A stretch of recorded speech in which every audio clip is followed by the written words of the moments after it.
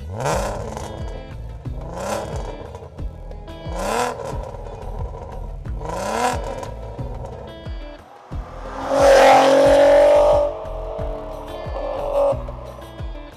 guys, welcome to another video from the Parrott Bros. Behind me, a gorgeous TT, and if you noted those stickers, Clubsport. This is a model that I reckon should have been made and would have been in great competition with the Quattro Sport. This is both road and track, and I think you'll absolutely love this car. But before we get into it, let's jump to that intro.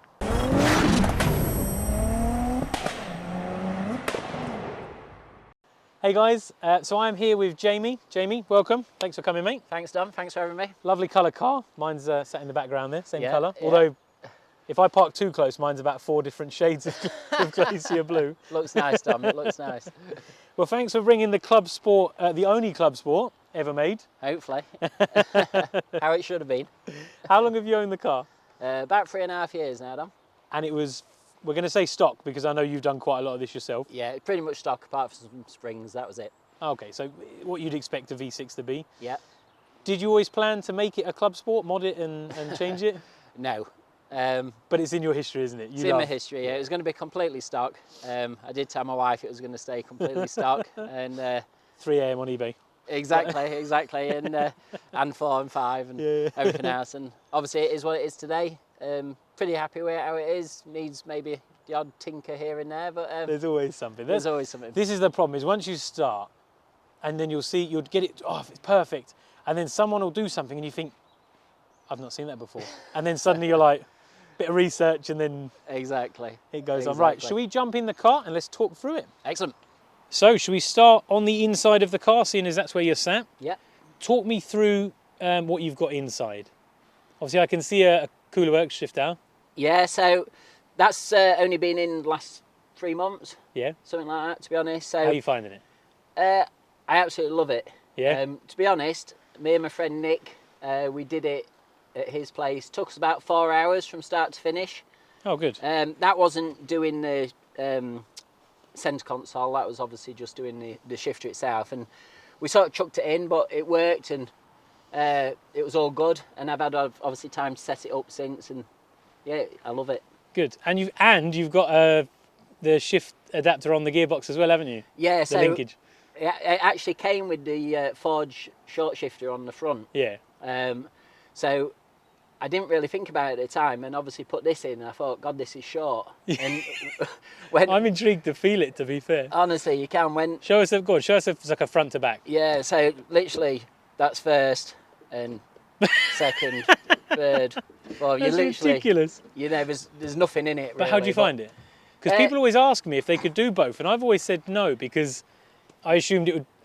The shifter makes it 60% shorter, the front makes it 40% shorter, so technically you'd never change gear. No, you can do it, and actually, once you get used to it, it's brilliant. Going through the gears is dead easy. Sometimes you just have to be a little bit clever going from 6th to 4th or 4th to 2nd. It's much easier going through them, so 6th to 5th, 5th to... Yeah, it follows the synchros, yeah. Yeah. But yeah, I love it. Now, and especially as you get used to it, it just becomes easier, so... Yeah, and the seats, this is probably my favourite part. So they're pole positions, but not TT pole positions, you bought them new. Yeah, so just so everybody knows, new pole positions, brand spanking new, are cheaper than your TT ones. Yes, they're not leather, but they're not crap either. So basically get yourself brand new ones. It's got the Spectrum Recaro fabric. So retro, on the inside, which is a big thanks to a friend Jordan, who had some spare, so he actually gave me his material, and I had another friend trim them. So yeah, the really proper nice. FIA approved, like you say, lightweight, and for me a Clubsport doesn't want to have leather in it, so that's another reason not to go for the Quattro Sport ones. Yeah, and I think the last big thing before we talk about the steering wheel and the rev counter bezel, because I think that's really cool, the cage. So the cage is from, is it Custom Cages, you said? Yeah, so the cage is from Custom Cages, and again, my friend Nick, he's a fabricator. He did the second cross in for me, because the original one just had the full back cross. So yeah, he did the front cross And for that, that kind of finishes off that Clubsport look, doesn't it, with a cage? Yeah, it does. And to me, you know, if you're going to have a cage in, it wants to look like a cage. And Well, it's got to be a prop. You've got to have it there for an actual purpose rather than just a. yeah, and I like. To be fair, I had a safety devices one in a previous TT, and they're really good cages. But I always found that they looked like they were floating in the air rather than actually serving a purpose. You know. Yeah, I know what you mean. I have seen some cars where it doesn't look like it would ever actually do what it's supposed to do. Yeah. But that is definitely. I mean, if I grab hold of it, I can shake the car about. It is absolutely solid, and it looks the nuts. Now, talk to me through the steering wheel and the bezel, because we had a joke about this, didn't we? Because it's a tiny little steering wheel. It is. To be fair, it's 300mm. It's Sparco. If I'm being honest, I can't remember the make and model that doesn't of it. matter. Yeah. But it's nice. It's nice, thick wheel. And what about the distance? Because I think that's the only thing that people never really take into consideration is, obviously, a normal car steering wheel is set a certain depth, and obviously shapes come towards you, so you have it in a sort of a certain position. I think whereas with a cage, Yeah. sometimes you want the steering wheel further away because you're in quite a rigid position. Yeah, and to be fair, you are in a rigid position, and I'm quite tall. I'm 6'1", so I have my seat pretty much as far back as it can go. And actually, I'd prefer it to go back another inch. Yeah. But because of the extra cross I'd put in, it's actually stopping that. So with a bigger wheel, you know, it doesn't have that race vibe. No, and standard it wheel. feels like it's on top of you, doesn't it? Yeah, and even if you had an Alcantara standard wheel, you know, they're a lovely wheel, but it's not really matches the rest of the car. The car's meant to be a bit raw and, you know, like the Quattro Sport, but a better version. Really. Yeah, definitely, mate. And the bezel for the rev counter, this is a bit cool, especially with the CS on it. Yeah, so I'm a big fan of a lot of Porsches and stuff, and I always like the rev counters when you see them. Yeah. I know Ferrari do it and a few other brands, but I just wanted something what enlighten the dash slightly, because the dash is a bit dark and gloomy, even though, you know, they're a fantastic dash. When they work. When they're working, yeah. They are a bit dark and gloomy. So, you know, I had an overlay made, didn't cost a lot of money, and just put my own style in it, really. I think it looks fantastic. I'm sure everyone would agree. Well, not everyone, but most people. Hopefully. There's always some people that don't like it. But I think it's a cool touch. And now there's a couple of companies are actually making them, so you can buy them customised and different colours and stuff. So that is an option when you run out of things to modify. Yeah, and to be honest, it was, at the time, I did this probably about 18 months ago, and you could only get white ones. If you wanted one from a company, you got a white one. And so I literally took the clocks apart, I got them scanned, and got the printing company to make an overlay, and they made me several different colours and whatever else, just to try. I had a red one in first, which looked nice, but because it was quite a dark cabin, it was a bit too dark. And yeah, so yeah, I'm really happy with it. Oh, great. So let's move on to the outside of the car now. So arguably, bodywork-wise, factory. Pretty much factory, yeah. I'd say probably 90% of the car's factory paint still as well. Oh, nice. I was going to say, it looks like a good, clean, honest car, because there is a few marks on the over the time, especially with Glacier. I don't know why, but the bumpers just change colour slightly differently. I think because of the temperature and the plastic. Plastic wheel cars, isn't it? Yeah, mine is the same, but it just looks honest. Yeah. You've painted your mirrors black? To be fair, I broke a car what had black mirrors. You've got black mirrors, they painted them. Yeah, so you've got black mirrors. I put them on, and they've got the blue tint, which I actually really like as well. Yeah, factory glass, really nice. And then you've gone for wheels and suspension. Talk us through the wheels and suspension setup. Yeah, so suspension-wise, I started off with APs, coilovers. Pretty good coilover for the money. I think they're about £550. But when it was running at a reasonable height, it wasn't too bad. But when I decided I wanted it running a lot lower, it became quite crashy, and, you know, knocky, and it physically did throw you around if you hit a bump. So I took a bit of time deciding what to go for. I looked at KWs, H&Rs, different makes, and spoke to quite a few people, but decided to go with BCs in the end. So they did me some special order on some extreme lows. which are US market only. And I think they're 34-way adjusting. Yeah, so you can adjust the height and the dampening, so you can really dial it into Yeah. how you want it to be. I mean, the front end could literally go down about another 3 inch. Which it would physically just rub and touch the floor and It touch just the won't wheels. move. And Yeah. But the good thing about it is the Extreme kit is it has full travel on the front. So however low you go, you still get the full travel. So it is reasonably comfy. yeah. Yeah. And I think also with the 19s, 19-inch OZ Superleggers, Yeah, correct. obviously with the 19s, you don't have to go as low because obviously the wheel's slightly bigger, so it fills the arch a bit better. Yeah, the 19s fill the arch better. I've gone for 225 35 tyres, where a lot of people with 19s in the show scene as such tend to go for 215. I was literally just looking at your tyre size. Yeah, which, to be honest, the 225s, It fits well. 10 years ago I'd have put 215s on it, but Yeah. I just, because it really is a bit of a Sunday car, I take it out, give it a thrash around some country roads. Yeah. I just wanted a bit more tyre on the road. But you start going up to 235s, and with the height and everything, you know, you start causing yourself some rubbing issues. I think it's got a nice square fitment, to be fair. Yeah. It looks well. Yeah, it is nice, and it is, like I said, it's a square fitment. And Yeah, and it looks well with those brakes. Those brakes are massive, biggest I've seen on a TT. Talk me through, because the fronts and backs are different. Let's start at the front. yeah, so the front, I did a bit of research into this again because I wanted to use the 18Zs, the Brembo 18Zs, 6 pots, mainly because they're pretty reasonable.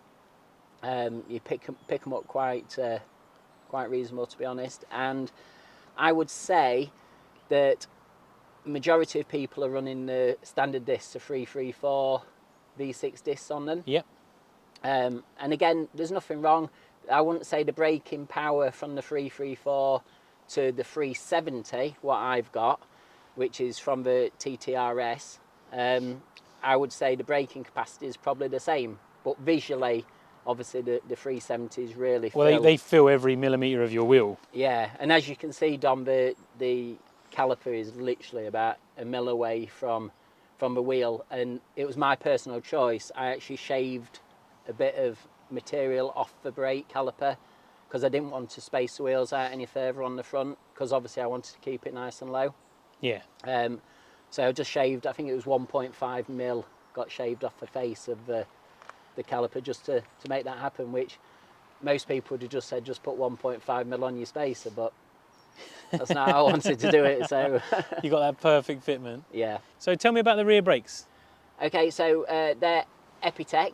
I looked into this. Obviously, you can use the Porsche conversion, but I didn't want to use a separate handbrake. Yeah. To me, it looks a little bit messy, and it's a lot of hassle, quite a bit more money to do that. So I went for the 335 mil conversion off a Volkswagen Phaeton V6. That was Epitech's suggestion. They obviously did the front adapters for my 370 RS. Yeah, so what they've done is they've provided you with an adapter and then the Phaeton discs. Yeah, just to space your caliper further away. Yeah, to be honest, I bought my own disc because Yeah. they wanted to add their bit on that, to be honest. But it's not bad. I think the discs are about £130, and I think the adapter kit was about £230, £240. So that's quite a cheap. Yeah, That's quite a cheap. obviously it's dearer brake than the conversion. S4 because Yeah. you can do that for probably about £150, £160, something Yeah. like that. So But it does fill the wheel well. And if you've got 19s, probably not so much on an 18s because it would literally fill the wheel completely. But yeah, on 19s, yeah. definitely visually. And again, if I didn't have the OZs, if I was running a more solid wheel, Yeah. I wouldn't have bothered. No, because you wouldn't see it. No. So but no, I think it looks really well, mate. And I think apart from, so last one, before we go on to the decals and the Clubsport vibe, was the exhaust. Now I heard it coming. Yeah, yeah. So what have we got? I have to apologise because it is hanging a little low at the minute, as you'll probably see in the video. But it's a Scorpion non-res. Yep. And I've also fitted a decat to it too. So it is quite throaty. So has it got a standard downpipe manifold, and then it's decat, Yeah, and then yeah, non-resonated catback? yeah. And then obviously just a Scorpion back box. But it'd be interesting to see what it's like when we get out on the road. Yeah. I think the last question we got is the Clubsport. Yep. So the Clubsport, again, when I decided to build the car for me rather than keeping it standard, I do like Quattro Sports. Yep. But I always think obviously all manufacturers who make Club Sports have to err on the side of caution, and I didn't want to do that. No. So I decided that with everything it had to be a little bit more race. So again, if you look in the boot, there's no boot build, carpet, anything else, because in a race car you won't have that. Obviously you don't have the leather, which you get in the Quattro Sports. I personally don't like the black roofs on Quattro Sports. Yeah, it's totally understandable. I mean, it is a Marmite thing. You either love it or hate it. And I didn't want to replicate a Quattro Sport. No, because it's if not. I wanted a Quattro Sport, I'd have bought one. Exactly. Because I prefer, and again, this is a bit of a hot topic, but I prefer the 3.2 over a 225. Even though I know the 225 can be, a little bit quicker. It is. I think you have to drive both and use both for a while. Yeah. To appreciate the difference. Yeah, and same as you, I've had both. It depends what you want to do as well. Like if you're one of those people that wants to get on the road and drive as fast as you can, make as much power as you can, then of course the turbo option's a better option. Yeah. Whereas the 3.2, it's got bags of torque. Yeah. They're reliable. They sound phenomenal. Yeah. Do you know what I mean? So it's a good all-rounder. And that's it. Like you said, to me they drive different. And people go on about, they're heavier and all this. They're not really that much heavier. No. You don't really feel it.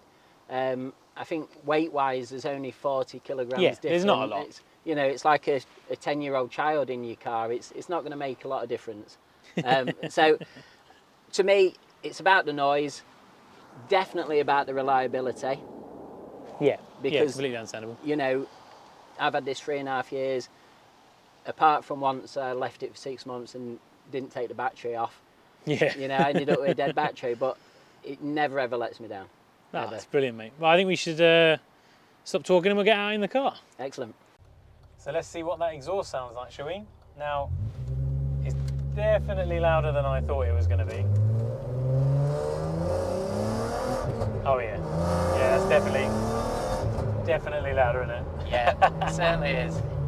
But that's the thing, isn't it, when you've only got a back box. Yeah. Yeah, it's funny. And the thing is, but we're doing what, 40 mile an hour, and it's still perfectly talkable. There's no drone. When you're not giving it some, or you're not going up a big hill and obviously putting load on, it's relatively quiet. It is mad how it can be both. Yeah. Super shouty and super quiet. So I've actually fitted a mic to the outside of the car so we can have an external view of what it sounds like. Yeah. So if we just make a little gap ahead. Yeah. Wait for this to warm up. Right. Whenever you are ready, sir. Okay.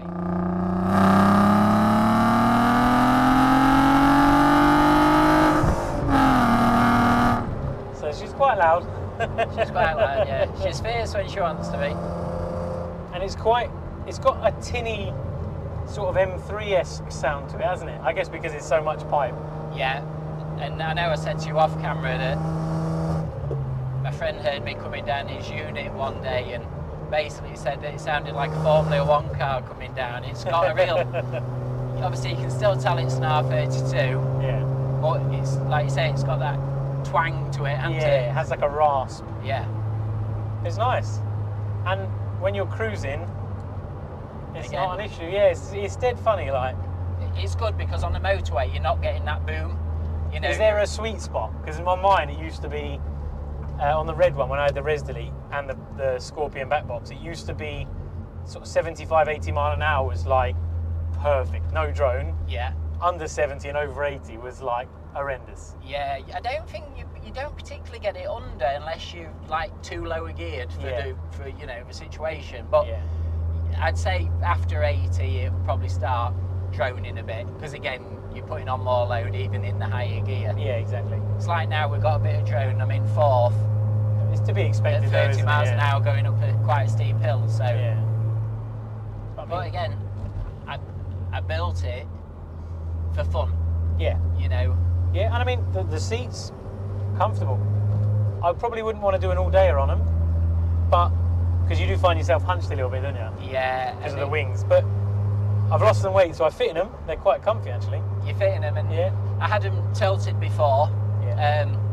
but again, because I wanted my seat far back, you literally caught yourself on the cross, and it was just too close to your head, so you could feel the bar behind your head. Yeah. And you've got your original... And I've got original seat belts, even though I am thinking about harnesses. Well, you got the cage, so I mean, you can have the harnesses, but they are... The seat belts are nice because you can in and out. There's no... And that's the only thing. And then also, visually, when you look into the car, I always think unless you're going to start really making the harnesses look neat, they just look a bit of a mess. Yeah, and you're gone for that sort of... The Clubsport look, which is sort of like a sporty performance daily. Exactly. It's that sort of... It's finding that happy middle ground into... Because you can always go too far. That's the problem with the harnesses. I found the harnesses in the front part of the cage just made it horrible. Yes. Yeah. But it's one of those things, you can always get a harness, try it. If you don't like it, you take it off and sell it. It's no bother. Exactly. So suspension, right. Drives a lot better than I thought it was going to. Yeah. It's bumpy, but I think any firm suspension will be bumpy, even it's bumpy in mine, with shocks and springs, but it's not crashy at all. No, and that's what I love about it. It's not crashy. Even standard cars, you know, my standard daily driver, wallers around and bumps and bangs all over the roads because, unfortunately, the roads in Britain are awful. Yeah. So, you know, it is going to do it. But as coilovers go, you know, I've had a few different ones. I've had H&Rs in the past, Bilsteins in the past. Like I said, APs on this particular car before, H&R springs, and to me this soaks up all the bumps. Oh, and the fact that you can dial it in. Really, you want to take a bit out, put a bit in. Yeah, like I say, I think it's 34-way setting, so obviously height and ride, you can basically set it as you want, and the ride height on this would go down about another 3 inches, I think. Which is more than the car would do, because it would just, you'd just be scrubbing the wheels the whole time. Exactly. What sort of money are they? Because I know everyone's going to ask, well, how much are they? I think BCs are just under £1,000. Yeah. But I think these extreme low ones, which basically they imported from the States for me, because they don't actually sell them over here. Yeah. I think they're just under £1,200, I think. But I suppose even if without the ultra lows, because you're not near the bottom, are you? No, you don't need the ultra lows. So, I just wanted full suspension travel, quite low. Yeah. And to be honest, I thought I was going to be running it a bit lower than what it is. And actually about 3 weeks ago, it was probably about 25 mil lower. But I took it for a really, really good drive and a quite hard drive. And it was a little bit, it was struggling with the height. Yeah. You know, it wasn't the suspension, but it was rubbing a bit on the inner arches. And you don't want to make it undrivable, do you? No, that, you know, the whole point of having something like this and paying that, you know, a bit more is to get something you want and something that's nice and something you're going to enjoy taking out. You're not going to enjoy it if you're banging and crashing all over and the rubbing, road and you'll end up breaking a CV and exactly. And I didn't want that. I want something what you can use every day if you want to use it every day. Of course, yeah. You know, I'm not scared of driving this. No. And I always think with the V6s as well, you know, the 250 brake, you know, this one's probably 250, 260, whatever it is. Yeah. But I always think you can use every single brake horsepower. And, you know, you hear all the time now people on about 600, 700, 1,000 brake horsepower cars, and to me, you can't use it. You cannot use that properly. Not in England. No. Not legally. No. Legally, you can't do it. The roads, you can't do it. You know, you're putting your foot on the accelerator, and I'm sure it feels amazing, but you've got to brake, you've got to do everything else, and I've kept up with a lot quicker cars in this just because it's dialed to the road. You know, it goes around the bend how I want. You know, on a straight road. Yeah. You know, a new Ford Focus, not even a performance one would keep up with it, you know, but round the country bends, it comes into its own, and that's why I wanted the Clubsport feel, you know, because I love a Quattro Sport, but I love a 3.2 more, and I prefer the way I've done this. Yeah, no, mate, that's it. At the end of the day, you've made the car what you want it to be, and I can see you're happy about it. You love it. I love it. Talk about it and everything. Yeah, and the problem is, and this isn't just with Audi TT owners, it's through the whole world of cars. A lot of people don't build the cars for the right reasons. They build them for other people. You know, what they want people to think, oh, I need this, I need that, because they've got it. And, you know, build a car how you want it. You know, and don't get me wrong, I'd love to put some E88 19-inch BBSs on this, but I'm not spending £6,000 for a set either. So, you know, yeah. Not at the moment. No, not at the moment. And at the end of the day, these Aussies, they're lightweight. You can really feel the difference. Like you know yourself, you've had a couple of sets. When you accelerate away with the Aussies on, it's like a different car to the standard wheels. They're so much lighter, and No, that's great, mate. Well, I appreciate you bringing it out. Yeah. Thank you very much for bringing it on the channel. I know you wanted to thank a couple of people. Yeah, so Mark Stanley, obviously a big TT breaker within our community. Absolutely man of his word. Really, really nice guy. You get what you ask for and you get it quickly. And, you know, I've got a lot of time for people like that. Jordan Holt, he's been an absolute legend, one of my friends, and Nick Launders, who's done a lot of fabrication on the car and is a good friend as well. So big thanks to them. Awesome. Don't forget the wife and kids, because they'll kill me for the not biggest thanking supporters. them. Exactly, yeah, exactly. And like I say, it's been really nice to you invite me out. I hope people like the car, but like I said, everyone's got their own cup of tea. And like I said, you either love it or you hate it. That's it. I'm sure it'll be well received, mate. Great stuff. All right. Thanks for watching, guys, and I'll catch you on the next one. Bye for now.